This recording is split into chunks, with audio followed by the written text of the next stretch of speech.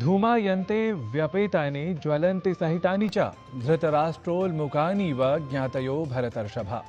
जलती हुई लकड़ियां अलग अलग होने पर धुआं फेंकती हैं और एक साथ होने पर प्रज्वलित हो उठती हैं। इसी प्रकार संबंधी या परिचित जन आपस में फूट होने पर दुख का अनुभव करते हैं और एकता होने पर सुख का अनुभव करते हैं।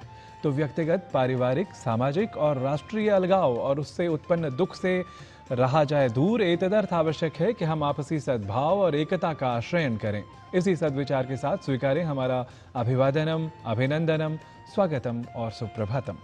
जी हाँ, सुप्रभात की वेला में कार्यक्रम सुप्रभात में स्वागत सत्कार की परंपरा का निर्वाह करता हुआ मैं नारायण दत्त मिश्र समर्पित करता हूं आप सभी को सादर नमस्कार।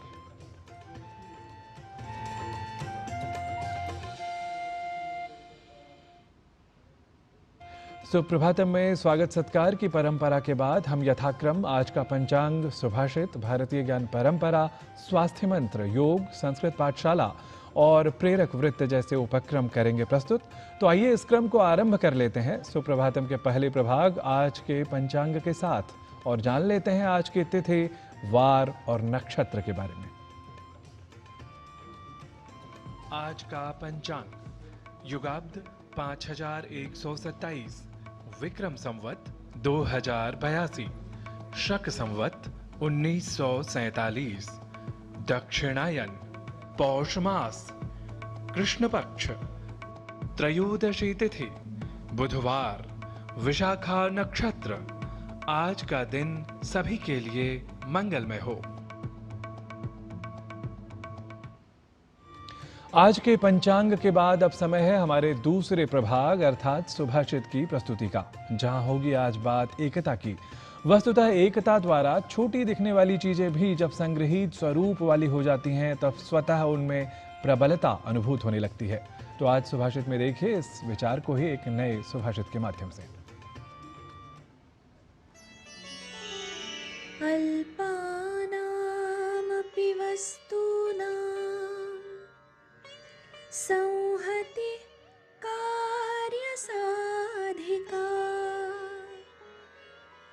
तृणैर्गुणत्वमापन्नैर्बध्यन्ते मत्तदन्तिनः।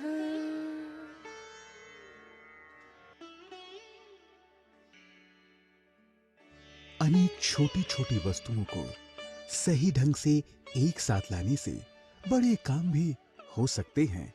जैसे घास के ढेर से बनाई रस्सियों से उन्मत्त हाथियों को भी बांधा जा सकता है।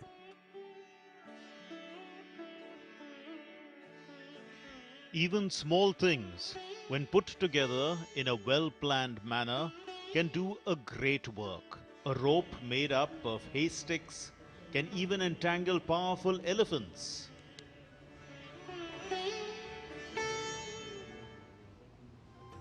और अब समय है भारतीय ज्ञान परंपरा से जुड़ी प्रस्तुति का।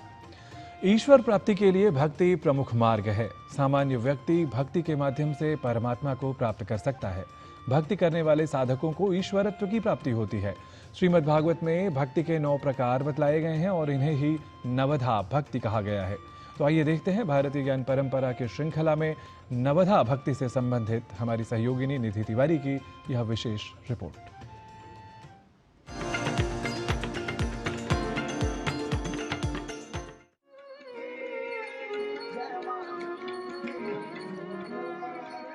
भक्ति भारतीय धर्म में उस परम शक्ति या किसी देवता के प्रति प्रेम, श्रद्धा और समर्पण की एक ऐसी महत्वपूर्ण अवधारणा है जो भक्त और भगवान के मध्य एक पवित्र संबंध स्थापित करती है।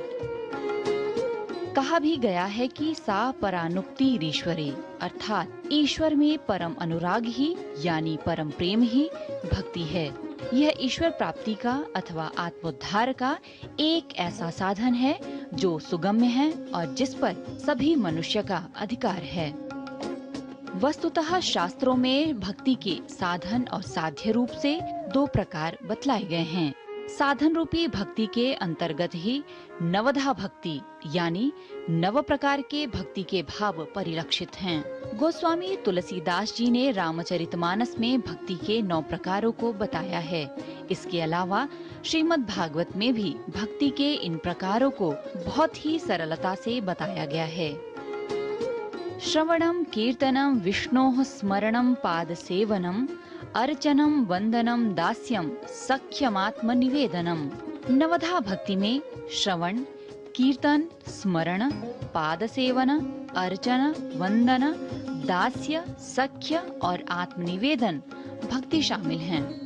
9 प्रकार की भक्तियों में ईश्वर के चरित्र, उनकी लीला, कथा, शक्ति, स्तोत्र इत्यादि को श्रद्धा सहित प्रतिदिन सुनना और प्रभु में ही लीन रहना श्रवण भक्ति कहलाता है। वहीं शुद्ध मन से भगवान का प्रतिदिन स्मरण करना, उनकी कृपा के लिए उन्हें धन्यवाद करते रहना और मन ही मन उनके नाम का जप करते रहना स्मरण भक्ति कहलाता है। मन, वचन और कर्म द्वारा पवित्र सामग्री से ईश्वर की पूजा करना अर्चन कहलाता है। भगवान की मूर्ति में प्राण प्रतिष्ठा कर प्रतिदिन विधि विधान से पूजन के बाद उन्हें प्रणाम करना वंदन कहलाता है। ईश्वर को स्वामी मानकर स्वयं उनका दास समझकर परम श्रद्धा के साथ प्रतिदिन भगवान की सेवा एक सेवक की तरह करना दास्य भक्ति कहलाता है। वहीं ईश्वर को ही अपना परम मित्र समझकर अपना सर्वस्व उन्हें समर्पित कर देना और सच्चे भाव से अपने पाप पुण्य का निवेदन करना ही सख्य भक्ति है। इसके अलावा अपने आप को भगवान के चरणों में सदा के लिए समर्पित कर देना और अपने भीतर अहम का भाव न रखना ही भक्ति की आत्मनिवेदन अवस्था है और यही भक्ति की सबसे उत्तम अवस्था मानी गई है। इस तरह नवधा भक्ति साधक को ईश्वर की ओर उन्मुख करती है। यह भक्त और भगवान के बीच प्रेम पूर्ण संबंध के स्थापना का मार्ग है। नवधा भक्ति को अपनाने वाला साधक अवश्य ही मोक्ष को प्राप्त करता है। नवधा भक्ति हमें यह सिखाती है कि ईश्वर को पाने के लिए सरलता, प्रेम और समर्पण ही पर्याप्त हैं। निधि तिवारी, डीडी न्यूज।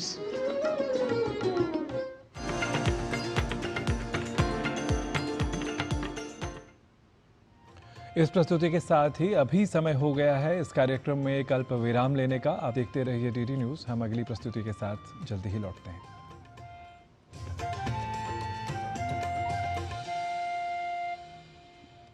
खेलना भी आ गया और इसे तो पियानो बजाने भी आ गया। चंद्रयान भी उतर गया चांद पर हमें अब तक टेस्टी राजमा बनाना नहीं आया। बिना MDH राजमा मसाला के टेस्टी राजमा कैसे बनेगा? स्वादिष्ट राजमा के लिए MDH राजमा मसाला। क्या स्वादिष्ट राजमा बनाए? MDH। सुनो, एक अच्छी इंश्योरेंस पॉलिसी AI से पूछते हैं। एक ऐसी पॉलिसी जिसमें प्रीमियम पेमेंट हो लिमिटेड पर इनकम आती रहे लाइफ टाइम। LIC का जीवन उत्सव। एक ऐसी पॉलिसी जो दे होल लाइफ इंश्योरेंस कवर भी। LIC का जीवन उत्सव। वाओ, चलो तो LIC की जीवन उत्सव पॉलिसी ही लेते हैं। मैं भी तुमसे यही कह रही थी, LIC का जीवन उत्सव। लाइफ टाइम सेलिब्रेशन मनाइए LIC के जीवन उत्सव के साथ। फ्यूचर सेट है। कौन है जो जोड़े देश को? विकसित भारत का विकसित भारत।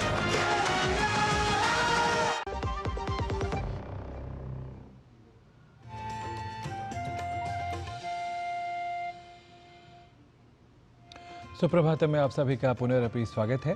और सुप्रभातम में अब क्रम हो गया है स्वास्थ्य मंत्र से जुड़ी प्रस्तुति का। हम जानते हैं कि रक्त वाहिनियों में यदि रक्त प्रवाह बाधित हो जाए तो समस्या उत्पन्न हो जाया करती है। जी हाँ, न्यूरोपैथी यानी परिधीय तंत्र का रोग एक नसों की बीमारी है। क्या होते हैं इसके कारण और इससे बचाव किस तरह के इससे किया जा सकता है, ये सब जानने के लिए देखिए हमारी इस विशेष रिपोर्ट को।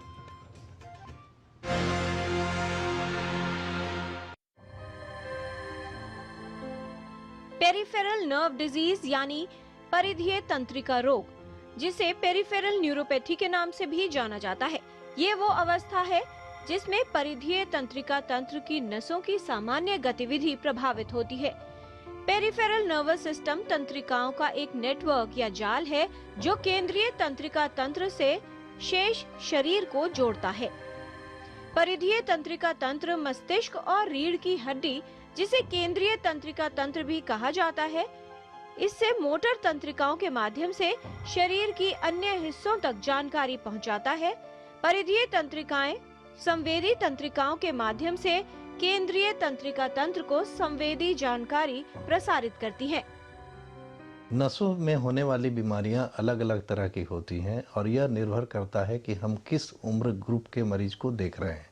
जैसे बच्चों में हो सकता है, बूढ़ों में हो सकता है और एडल्ट्स में हो सकता है। बच्चों में होने वाली बीमारियां यूजुअली कॉन्जेनाइटल होती हैं या हेरिडिटरी होती हैं, और एडल्ट या बूढ़ों में होने वाली बीमारियां जो होती हैं कई बार आपके न्यूट्रिशन से या आपके अंदर पनप रही अलग बीमारियों से भी उसका लिंक होता है। जैसा मैं उदाहरण देना चाहूँगा डायबिटीज़ का। अगर डायबिटीज़ कंट्रोल नहीं है तो डायबिटिक न्यूरोपैथी यूजुअली 10 साल में आ जाता है, और B12 डिफिशिएंसी बहुत बड़ा कारण है न्यूट्रिशनल न्यूरोपैथी का। और समस्या और विकराल हो जाती है अगर मरीज में अल्कोहल की शिकायत है, क्योंकि अल्कोहल करता क्या है कि यह न्यूट्रिशन के एब्जॉर्प्शन को और कम कर देता है। तो अल्कोहल से कई और विटामिन की कमी होती है, बट B12 भी कम होता है। परिधीय तंत्र में प्रत्येक तंत्रिका या नस का एक विशिष्ट कार्य होता है, इसलिए रोग के लक्षण प्रभावित नसों के प्रकार पर निर्भर करते हैं। तंत्रिकाएं कई प्रकार में वर्गित होती हैं। मोटर नर्व्स, ये नसें मांसपेशियों की गति को नियंत्रित करती हैं। ऑटोनॉमिक नर्व, जो रक्तचाप, हृदय गति, पाचन और मूत्राशय जैसे कार्य को नियंत्रित करती हैं। और संवेदी कोशिकाएं, जो त्वचा से तापमान, दर्द, कंपन और स्पर्श जैसी अनुभूति प्राप्त करती हैं। पेरिफेरल नर्व डिजीज या पेरिफेरल नसें सबसे पहले प्रभावित होती हैं। लक्षण सेंसरी हो सकते हैं, मोटर हो सकते हैं, ऑटोनॉमिक हो सकते हैं। सेंसरी लक्षण में हाथ पैरों में झुंझुनाहट आएगी। झुंझुनाहट यूजुअली पैरों से चालू होते हैं। इसको हम 2 तरह के सिम्टम में डिवाइड कर सकते हैं, positive symptom, negative symptom. Negative symptom का मतलब है कि सेंसेशन पता ही नहीं चलेगा। गर्म पानी डाल रहे हैं पता नहीं चलेगा, ठंडा पानी डाल रहे हैं पता नहीं चलेगा। पॉजिटिव सिम्टम क्या है? ऐसा लगेगा कि हम कांटों पे चल रहे हैं, रुई पे चल रहे हैं, तो ये पॉजिटिव सिम्टम हो गया। कई बार ऐसा भी होता है कि पैर से चप्पल निकल गया, पता ही नहीं चला, या चप्पल पहनने जा रहे हैं तो पता नहीं चला, हाथों में दस्ताने पहन रहे हैं तो पता नहीं चला। तो न्यूरोपैथी के सिम्टम पहले पैरों में आएंगे, उसके बाद हाथों में आएंगे, और ये जो सिम्टम होते हैं ये धीरे धीरे बढ़ते रहते हैं। यदि ऑटोनॉमिक तंत्रिका प्रभावित हो तो व्यक्ति को मूत्राशय, पाचन और आंत्र समस्या हो सकती है। गर्मी के प्रति असहनशीलता और बहुत अधिक पसीना आने की समस्या हो सकती है। सबसे जो कॉमन जांच हम करते हैं अपने लैब में, that is nerve conduction, EMG। Nerve conduction से पता चलता है कि नसें कितनी खराब हैं और नसों को कितने इलाज की ज़रूरत है और किस स्टेज पे बीमारी है, बीमारी इनिशियल स्टेज पे है या बीमारी एडवांस स्टेज पे है। और depending upon your science and symptoms आपका डॉक्टर ये डिसाइड करेगा कि आपको किस तरह के इलाज की ज़रूरत है। परिधीय तंत्रिका रोग से बचाव के लिए आवश्यक है नियमित व्यायाम करना, शारीरिक सक्रियता बनाए रखना, संतुलित आहार का सेवन, शराब का सेवन न करना, धूम्रपान न करना और पैरों को चोट से बचाना। न्यूरोपैथी के लक्षणों को नियंत्रित किया जा सकता है यदि वो ऐसी स्थिति के कारण उत्पन्न हो जिसका इलाज संभव हो सके। दवाएं परिधीय न्यूरोपैथी के दर्द को कम करने में उपयोगी सिद्ध हो सकती हैं। यदि आप अपने हाथों या पैरों में असामान्य चुभन, कमजोरी या दर्द महसूस करते हैं तो तुरंत एक विशेषज्ञ को दिखाएं। जल्द पहचान और सही उपचार से लक्षणों को नियंत्रित करना संभव हो सकता है, जिससे पेरिफेरल नर्व्स यानी परिधीय तंत्रिकाओं को क्षति से बचाया जा सकता है। किरण भारद्वाज, DD न्यूज।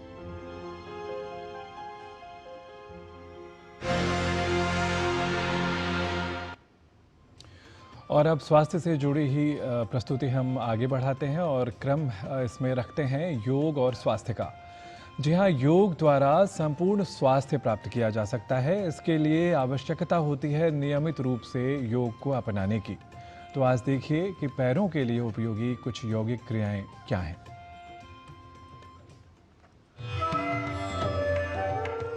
आज हम 3 ऐसे आसन का अभ्यास करेंगे जो हमारे फीट और टोस की मोबिलिटी के लिए सही है। सबसे पहला आसन है तालासन नंबर 2। उसके लिए हम पैरों के बीच में 1 फुट का अंतर बनाए रखेंगे, हाथ अपने साइड में रखेंगे।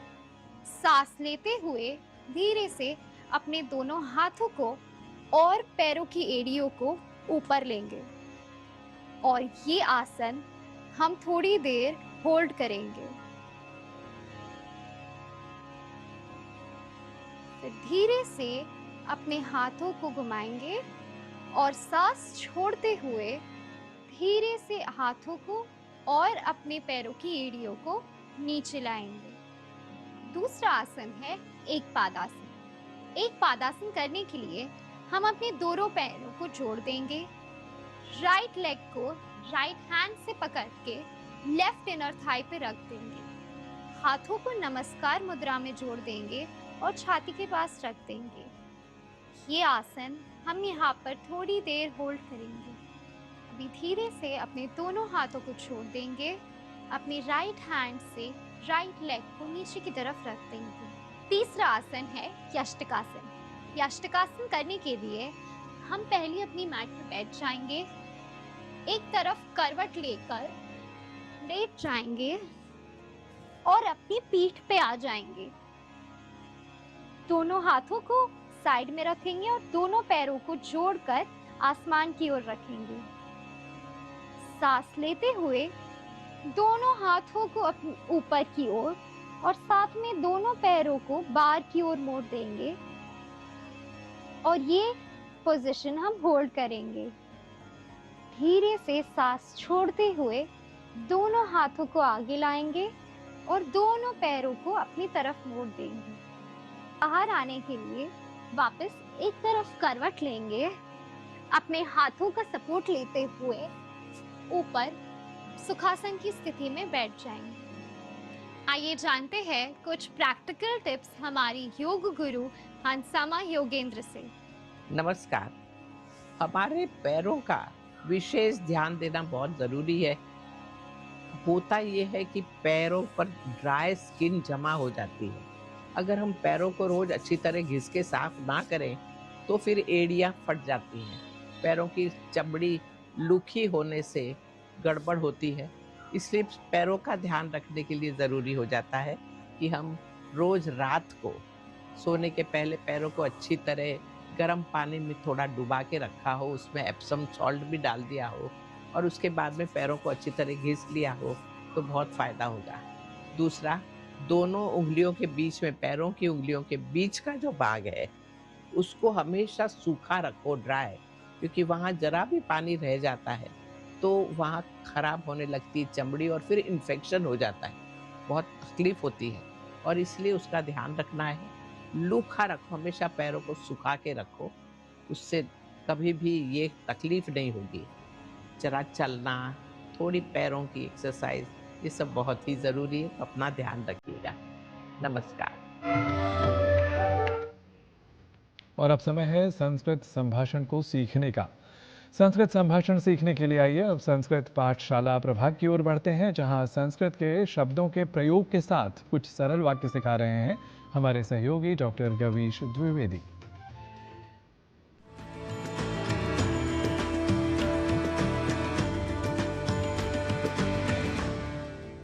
नमो नमः मित्राणि। संस्कृत पाठशालायाः कक्षायां भवतां सर्वेषां स्वागतम्। मम नाम गवीशः। संस्कृत भाषा अपने प्रकृति प्रत्यय के कारण वैज्ञानिक भाषा है। इसका व्याकरण सर्व प्रकारेण नियमबद्ध है। ये नियम परंपरागत रूप से औपचारिक शिक्षण में सिखाए जाते हैं, पर हम यहाँ अनौपचारिक रूप से प्रयोग के आधार पर आपको भाषा सिखाने का प्रयास कर रहे हैं। मित्रों, संस्कृत भाषा में पदों का विभाग 2 प्रकार से किया गया है। एक प्रकार है सुबंत और दूसरा प्रकार है तिङन्त। सुबंत ऐसे पद हैं जो संज्ञा, सर्वनाम या विशेषण के रूप में प्रयुक्त होते हैं और तिङन्त क्रिया के रूप में। उदाहरण के द्वारा यदि समझें तो शिक्षकः वदति, अर्थात शिक्षक बोलता है। इस वाक्य में शिक्षकः सुबंत पद है और वदति अर्थात बोलता है तिगंत पद है। अब हमें आज सुबंत की बात करनी है। आप इसे ऐसे समझिए कि जिन शब्दों में विभक्ति लगती है वह सुबंत है। अब विभक्ति जानने से पहले हम शब्दों के मूल रूप को भी जान लेते हैं। पहले पुल्लिंग शब्दों को देखते हैं। तरुणः, तरुणः यह प्रथमा विभक्ति एक वचन का पद है। इसका मूल शब्द होगा तरुण, तरुण। रामः, इस पद का मूल शब्द होगा राम, राम। गवीशः, इसका मूल शब्द होगा गवीश, गवीश। नरेंद्रः, इसका मूल शब्द होगा नरेंद्र, नरेंद्र। अर्थात पुल्लिंग शब्दों में प्रथमा एक वचन पद से विसर्ग हटा देने पर उस पद का मूल शब्द मिल जाता है। यह तो बात हुई पुल्लिंग की। स्त्रीलिंग में यह थोड़ा सरल है। उदाहरण के लिए माला, यह स्त्रीलिंग शब्द है। इस स्त्रीलिंग शब्द की प्रथमा विभक्ति एक वचन रूप बनता है माला। इसका मूल शब्द प्रथमा के समान ही रहता है और वह भी है माला। इसी प्रकार प्रिया, गीता, सीता, दिव्या, नलिनी, शालिनी आदि पदों का मूल शब्द समान ही होगा, जबकि नपुंसक लिंग में अनुस्वार को हटाकर मूल शब्द ज्ञात होता है। जैसे वनम नपुंसक लिंग प्रथमा विभक्ति का एक वचन रूप है। इसमें अम इस ध्वनि को हटाकर वन यह मूल शब्द शेष रहेगा। इसी प्रकार पुस्तकम का मूल शब्द होगा पुस्तक, पुष्पम का मूल शब्द होगा पुष्प, फलम का मूल शब्द होगा फल, भवनम का मूल शब्द होगा भवन, राष्ट्रम का मूल शब्द होगा राष्ट्र। मित्रों, आज की कक्षा में हमने पुल्लिंग, स्त्रीलिंग एवं नपुंसक लिंग के पदों के मूल शब्दों को पहचानना सीखा है। वस्तुतः शब्दों के मूल रूप को जानना बहुत ही महत्वपूर्ण होता है, क्योंकि इसी के आधार पर हम शब्दों का प्रयोग सुबंतों के रूप में कर पाते हैं। तो पदों के मूल रूप को जानने का प्रयास अवश्य करें। ऐसे शब्दों का कैसे करना है प्रयोग सीखेंगे हम पाठशाला की अग्रिम कक्षाओं में। तब तक के लिए नमो नमः।